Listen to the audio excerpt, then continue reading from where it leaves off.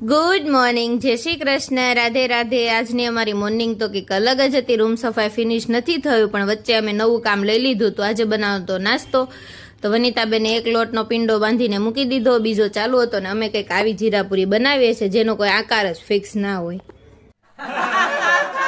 એટલામાં તો વનિતાબેન બોલ્યા કે તું તારા જે મોટી મોટી બનાવ, હું તો પતલી છું એટલે નાની બનાવીશ। મેં કીધું કોણ કે તને પતલી, પણ મૂકો ને। જો ફટાફટ શક્કરપારા જીરાપુરી બધું થઈ ગયું એટલે વારમાં તો મમરાએ બૂમ પાડી કે મને તો કોઈક પીળા કરો। મેં કીધું ચાલ તારો વારો પણ પાડી દે। તો જો સરસ મજાનું મિક્સ કરી દીધું હતું બધું તળીને ચેવડો બનાવવા માટે।